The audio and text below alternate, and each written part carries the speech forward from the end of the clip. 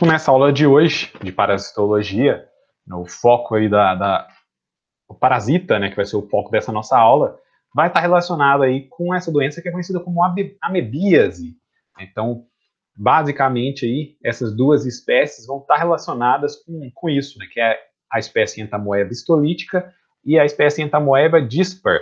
E a gente vai ver, eu vou falar aí sobre morfologia, ciclos de vida, né, vocês vão ver que é um parasita também, né, que é, de certa forma, até comum. Mais uma vez, vocês vão ver que a questão relacionada com higiene básica, a questão relacionada com saneamento básico, é algo muito importante para evitar a contaminação por meio desses parasitas, certo? E existem diversas espécies ali que são encontradas parasitando diversos organismos, né? Não só o ser humano vai ser parasitado por espécies do gênero Entamoeba, mas outros também, né, outros cordados, por exemplo, vão ter essa contaminação e vão sofrer com esse parasita. Falando sobre uma classificação geral desse parasita, mais uma vez, eles vão estar presentes, né, dentro do filo Sarcomastigófora, aqueles que têm flagelo ou pseudópodes, o subfilo Sarcodina, então que vão ter pseudópodos, né, isso é até uma característica bem marcante deles, vocês vão ver, a própria estrutura corporal deles está relacionada com isso, né, a gente vê que é uma célula ali bem móvel, e tem o citoplasma também, que vai facilitar com que exista, né, essa estrutura, tanto locomotora quanto uma estrutura também relacionada com a alimentação. Dentro da ordem Entamoeba, ou Amoebida, quer dizer, da família Entamoebidae, e o gênero Entamoeba, certo? E ali dentro vai ter, aqui está constando duas espécies, a Entamoeba histolítica e a Entamoeba coli. Vão ter outras espécies também, e até essa classificação, essas denominações, elas são meio variáveis. Em todas as espécies de Entamoeba vão viver no intestino grosso de humanos e de outros animais, com exceção de uma espécie, que é uma ameba aí de vida livre, essa Entamoeba moscovici, ela seria de vida livre, então não é um parasita. E as espécies que pertencem ao gênero e são ligadas aí, né, quer dizer, as espécies que vão pertencer ao gênero, elas foram agrupadas relacionadas com características morfológicas. Por exemplo, o número de núcleos do cisto, ou o desconhecimento dessa forma. Então, aqui está uma das formas morfológicas que esse parasita vai ter. Ele vai ter um cisto. E o cisto vai variar ali em características. Por exemplo, existem espécies que essa entamoeba tem os cistos que tem 8 núcleos. É o grupo que é chamado de coli. Aí entra a entamoeba coli, mas vão entrar outros também, tá, que vão afetar outros animais. Eu só coloquei a entamoeba coli aqui porque é a que afeta o homem, o ser humano. Tem também esse grupo que é formado pela entamoeba de cistos com 4 núcleos, que é o grupo histolítica, que seria da entamoeba histolítica, que também vai afetar o ser humano, mas dentro desse grupo vão ter outros. Tem a entamoebas ali com um cisto com um núcleo só, e entamoebas que os cistos não é conhecido, ou então não possuem cistos. Tá? Acaba que esses dois grupos aqui têm os representantes que estão ligados aí com o ser humano, que estão ligados com essa contaminação do homem. E principalmente eu vou acabar tratando muito dessa entamoeba histolítica, que está muito relacionado com a entamoeba dispar. Elas parece que basicamente seria um sinônimo para a mesma, né, pelo que dá a entender nas publicações aí. Então é porque é difícil até você diferenciar essas duas. Então o agente etiológico que vai causar a amebíase seria essa entamoeba histolítica. Aqui está mostrando, essa imagem de lado mostra um cisto da entamoeba histolítica ou da entamoeba dispar, e a gente consegue ver os núcleos aqui, né, os núcleos corados. Então aqui seria essa fase morfológica, né, esse cisto.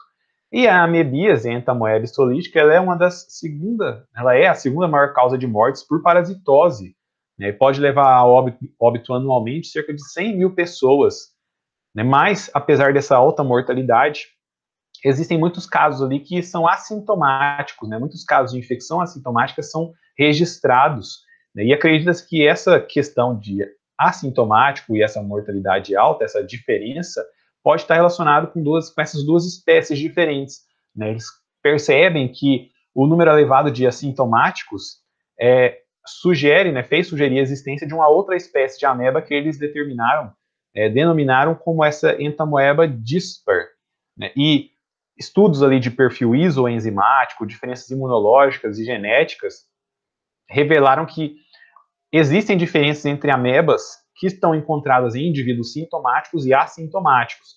Então aí está a diferença, né? Provavelmente essa entamoeba histolítica, ela é a principal causadora aí dessa amebíase que vai gerar sintomas e que vai gerar esses grandes problemas relacionados com a mortalidade. Falando um pouco da morfologia, então as amebas citadas aí, a histolítica e a dispar, ela se distinguem uma das outras pelo tamanho do trofozoito, que seria essa fase maior aí, né? E pelo cisto também, pelo tamanho do cisto. Pelo número e pelas estruturas de núcleos, então varia a quantidade de núcleos ali, até varia a quantidade de núcleos se o cisto é maduro ou imaturo, pelo número e formas de inclusões citoplasmáticas, por exemplo, quantidade de vacúolos e os chamados de corpos cromatóides. Então, essa morfologia é baseada em diversas características. O trofozoito, ó, que seria esse daqui, aqui está o desenho dele, aqui está representando algumas formas, né, observadas em microscopia. Né? Aqui a gente consegue ver bem claro a estrutura dele, o núcleo dele aqui no meio. Ele é encontrado no intestino e nas úlceras, então, que vão ser formadas ali no intestino em virtude da atividade dele, além de ser encontrado também nas fezes diarreicas. Então, o trofozoito ele também é liberado por meio dessas fezes, no caso, as fezes diarreicas. E o cisto imaturo ou maduro, ele vai ser encontrado nas fezes normais, né? O cisto aqui na nossa imagem está representado aqui as duas fases dele, né? O cisto imaturo, que tem um núcleo só, né, que vai ter essas outras estruturas, e o cisto maduro, que já vai ter mais núcleos do que o cisto imaturo, ele vai ser encontrado em fezes normais. Ainda falando sobre a morfologia dessa entamoeba histolítica, tratando especificamente do trofozoito, então essa forma aí encontrada no intestino, tem de 20 a 40 micrômetros, mas pode ser maior nas formas ali que são encontradas em lesões do tecido. Geralmente vai ter um núcleo só, que a gente vê ele bem nítido, ó, o núcleo único nesse trofozoito, bem nítido nas formas coradas e pouco visível nas formas vivas. Então essas duas amebas aqui, elas foram coradas e a gente consegue ver aqui no meio, né, foram coradas por hematoxilina férrica, e a gente consegue ver bem claro aqui, no caso, o núcleo delas. Né? E nessa segunda, a gente consegue ver uma coisa também interessante. Ó. Dá para perceber que lá dentro do núcleo, aquela região bem no meio aqui, ó, ela está meio que aumentada, né? Ela está começando a se dividir. Ela está começando o núcleo está em divisão. Então aí mostrando o início de divisão celular desse parasita. Né? Essa daqui não, o núcleo está certinho, a gente vê só uma bolinha lá dentro dele, então ela não estaria passando por essa divisão. E a fresco, né, quando ele está em vivo ali, ele vai ter diversas formas. Né? A forma dele vai variar. Ele pode estar mais ativo, mais alongado, pode estar emitindo ali uma grande quantidade de pseudópodes. Ele pode estar mais... Esses pseudópodes podem ser mais grossos ou então mais hialinos. Então ele tem essa forma variável quando ele está vivo. Né? Ele acaba... a estrutura dele é um pouco variável. Passando para as outras formas, então antes de formar o cisto ali, existe uma fase intermediária que é chamada de pré-cisto. Então essa fase intermediária entre o trofozoito e o cisto. Isso seria esse pré-cisto, né, que vai ser essa fase. Vai ser mais oval, né, ou ligeiramente arredondado. No citoplasma dele é possível observar ali certas estruturas aí, chamadas de corpos cromatoides, que vão ser em formas de bastonetes ou em formas pouco arredondadas. Então, se a gente observar aqui, ó, essa parte aqui de cima, nesse desenho, ela estaria representando esse cisto aí, né, essas fases relacionadas com ele. Esse A seria a forma pré-cística do parasito. Então a gente vê aqui essa forma pré-cística, a gente vê esses bastonetes aqui, ó, esses corpos cromatóides, a gente vê aqui dentro, aqui seria o núcleozinho dele. Então isso seria essa fase pré-cística, a gente consegue ver aqui. Outra forma aí seria chamado de metacisto. Então seriam já as estruturas aí multinucleadas, né, e emerge do cisto no intestino delgado, né, onde ele vai sofrer divisões e vai originar os trofozoítos. Então esse metacisto seria essa fase que vai sair, né, que vai estar desencistando, né, para sofrer essas divisões e se transformar. Então, se a gente for observar, né, nessa fase aqui está acontecendo essa saída, né, esse desencistamento. Com esse F aqui, seriam essa formação dessas fases metacísticas. Né? Aqui na imagem, da descrição, está falando, ó, formação de 8 amébulas metacísticas. Seria essa fase na qual a estrutura que estava no cisto ali é desencistada e ela vai passar a ter essas características ali, para posteriormente ela se transformar no caso ali no trofozoito, né? Nessa outra fase morfológica. Os cistos vão ser esféricos ou ovais, aqui a gente vê ele bem mais esférico, né? Quando corado, a gente consegue ver claramente o núcleo é bem visível, né? Aqui a gente vê os núcleos, aparece, tem 2 núcleos nesse daqui, essa quantidade vai variar aí de 1 a 4, a gente vê também corpos cromatóides, aqui ó, em forma de bastonete, quando estão presentes, aqui os corpos cromatóides, então aqui a gente vê cistos. Aqui tem só um núcleo, aqui já tem 2 núcleos visíveis, né, pode chegar até 4, como eu disse. E algumas regiões também podem ser coradas de castanho pelo lugol, e isso seriam as reservas de glicogênio. Então, aqui, no caso dessa imagem que está aqui, ela foi corada por hematotoxina férrica, igual ao anterior. Né? Então, não consegue mostrar todas essas características. Né? Aqui a gente vê bem claro os núcleos e os corpos cromatóides. Com relação à biologia, então normalmente os trofozoítos vão viver ali no intestino grosso, né, sendo essencialmente anaeróbios, então aí relacionado com o oxigênio, né, anaeróbico, ele não precisa de oxigênio.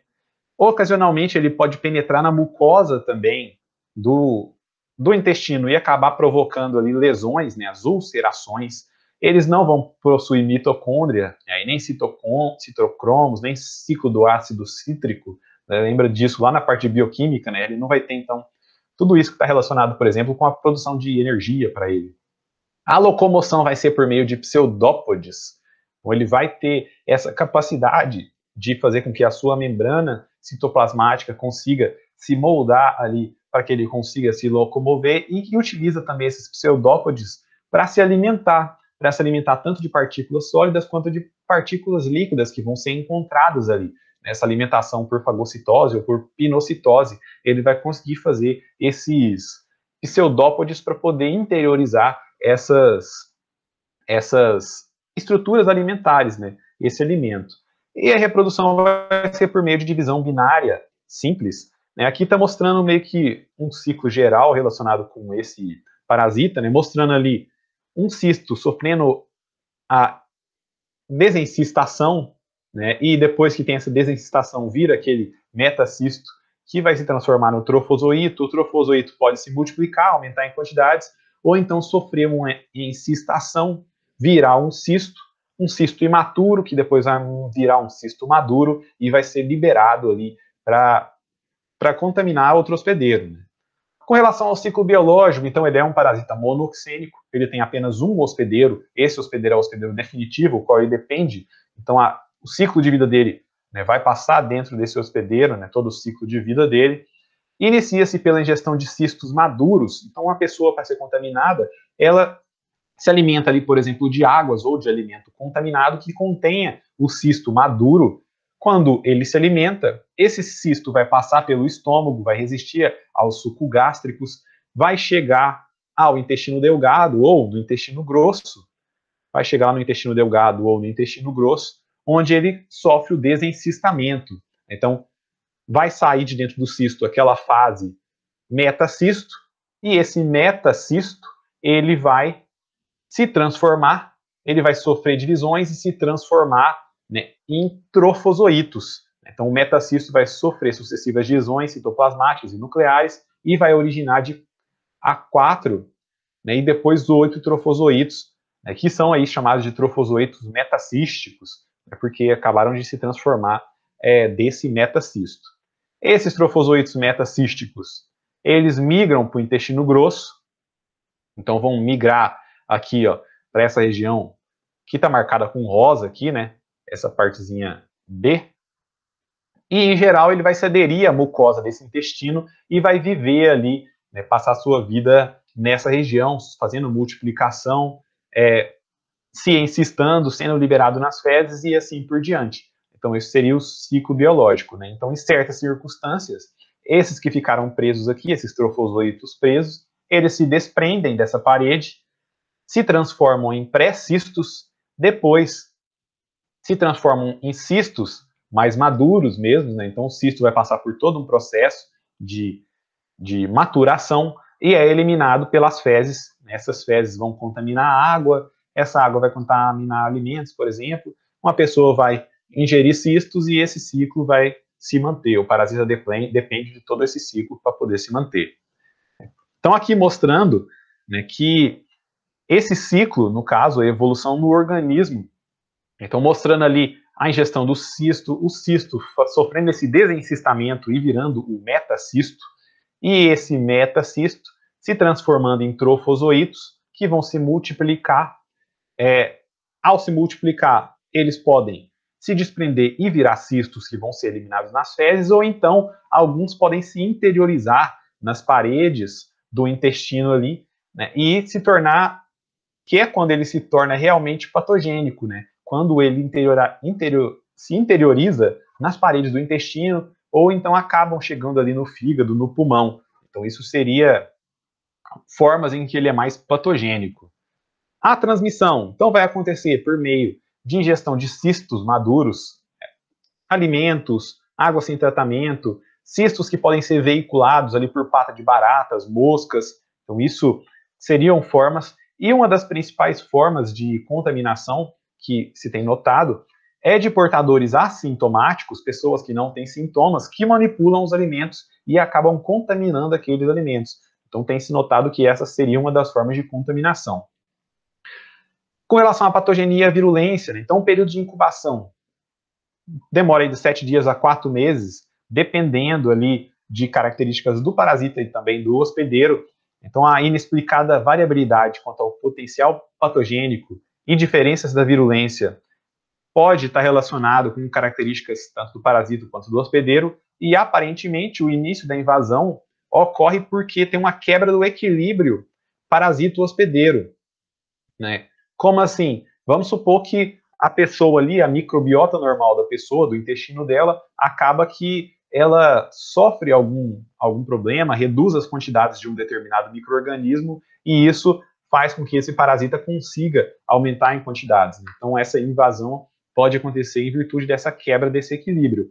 E outros fatores, né, fatores que podem estar ligados a esse potencial patogênico, estaria ligado ali ao hospedeiro, então localização geográfica, raça, sexo, idade, resposta imunológica, dentre outras características, e fatores ligados também ao meio onde a ameba vive. Então ela destaca-se aí a flora bacteriana que esteja associada a ela. Então, dependendo, como eu disse, da microbiota que você tem no seu intestino, você pode resistir, pode ter esse parasita ali no seu intestino e nunca sofrer com nada, né? Não ter nenhum sintoma, porque você vai ter um equilíbrio ali relacionado com a sua microbiota e a quantidade desse parasito. Então, fatores ligados com hospedeiro aí podem influenciar muito na patogenia que vai ser causada, né, desse parasita. E sabe-se que a evolução da patogenia vai ocorrer principalmente através da invasão dos tecidos, como eu falei, né, esses trofozoítos vão invadir esses tecidos e eles vão ter um efeito ali muito letal, por exemplo, sobre as células, né, em que eles vão se aderir. eles vão causar rompimentos de barreira epitelial, né? Os movimentos ameboides liberam substâncias também que destroem os tecidos.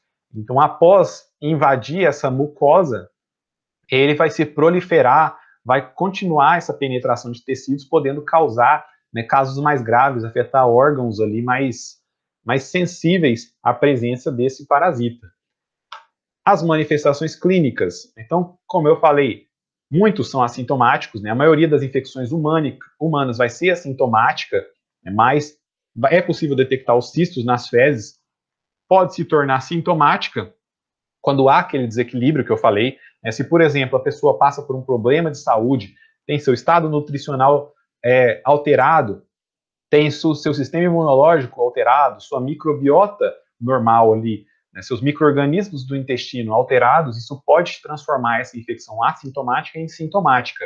As formas sintomáticas, né, de amebíase intestinal, quando ela é encontrada especificamente, né, mais especificamente no intestino grosso, pode causar disenteria, né, então cólica, diarreias, evacuações que tenham a presença de muco e de sangue, tremores e também colites não disentéricas, seria uma forma sintomática dessa amebíase intestinal. Mas, como eu disse, essa entamoeba pode acabar afetando outros tecidos, né, rompendo ali a barreira da mucosa intestinal e indo parar em outros locais.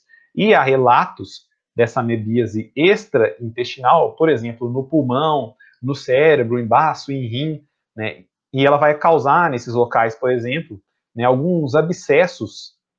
Por exemplo, ela vai fazer com que aconteça ali uma multiplicação de células e vai gerar estruturas, né, semelhantes a tumores ali naquelas regiões que podem afetar o funcionamento daqueles órgãos. Então, isso seria uma forma sintomática e até bem grave dessa doença. O diagnóstico pode ser um diagnóstico clínico, mas muitas vezes os sintomas relacionados com esse parasita pode estar parecendo com outros, né? Por exemplo, um parasita que eu falei na aula anterior, né, a giardia, também é comum você ter diarreia com giardia. Então, pode ser que manifestações clínicas não sejam o suficiente para que você tenha o diagnóstico dessa doença. No diagnóstico relacionado com a amebíase extraintestinal, né, é possível notar abscessos hepáticos, abscessos ali no fígado, por exemplo, usando raio-x, cintilografias, ultrassonografias e tomografia computadorizada, né? Isso seria uma forma clínica de diagnosticar esses abscessos hepáticos. Laboratorial, usualmente pode ser feito ali uma busca de cistos nas fezes, né, ou em outros fluidos. Nas fezes formadas ou normais, né, o diagnóstico laboratorial vai encontrar principalmente esses cistos. O laboratorial também pode ser feito por meio imunológico, né, dentre os meios imunológicos está o ELISA, imunofluorescência e assim por diante. Né, esses diversos métodos que servem para diagnosticar várias outras das doenças citadas aí. A epidemiologia, então, estima-se aí que cerca de 480 milhões de pessoas no mundo sejam infectadas, né, mais cerca de 10% e só cerca de 10% tenham as formas invasoras, aquelas que causam a invasão de outras estruturas. No Brasil, a amebíase tem uma grande diversidade no número de indivíduos infectados, também nos sintomas dessa doença, né, variando aí de região para região. Né. Cada região, por exemplo, tem uma população que pode ser mais afetada, né, que pode ter mais contato com esses cistos, que tem características nutricionais diferentes, e isso pode afetar muito, como eu já disse, na patogenia e na virulência desse parasita. Então, e a epidemiologia da amebíase ela é muito variável de país para país, né? Só que alguns aspectos comuns da transmissão está relacionado, por exemplo, da transmissão oral ser através da ingestão de cistos nos alimentos e água. Ela é endêmica em todas as suas áreas de distribuição, então ela mantém ali uma certa quantidade normal. É mais frequente em adultos, né? Aqui está uma questão até bem difícil da gente entender, né? A giardíase, por exemplo, era muito frequente em crianças em virtude da questão da higiene, né? A criança pôr a mão em determinadas coisas, pôr a mão na boca, né? E aqui acaba sendo mais frequente em adultos, né? Talvez tenha algo a ver com características inerentes ao hospedeiro, né? As crianças podem ter uma microbiota que não favorece a infestação por meio desse parasita. A profilaxia então vai estar ligado muito à educação sanitária, né, ao saneamento básico. Ela é transmitida por meio de águas e alimentos contaminados. Então, se houver ali um cuidado maior com esses, com esse esgoto que pode estar contaminado, você vai evitar também a contaminação das pessoas. Né? Entretanto, uma das principais formas de disseminação que tem sido indicado, por exemplo, em países desenvolvidos, é o portador assintomático, aquela pessoa que tem esse parasita, mas não sabe e acaba contaminando as outras pessoas. Então, seria de grande valia que as pessoas que manipulam alimentos, por exemplo, elas tivessem exames frequentes para ver se elas têm a presença, se elas são portadores assintomáticos ou não desse parasita. E o tratamento, então existem medicamentos ali que podem ser utilizados, né, e o tratamento pode ser dividido em 3 grupos. Por exemplo, a utilização de medicamentos que vão atuar diretamente na luz intestinal, né, lembra que esse parasita ele vai ser encontrado ali próximo às mucosas do intestino grosso.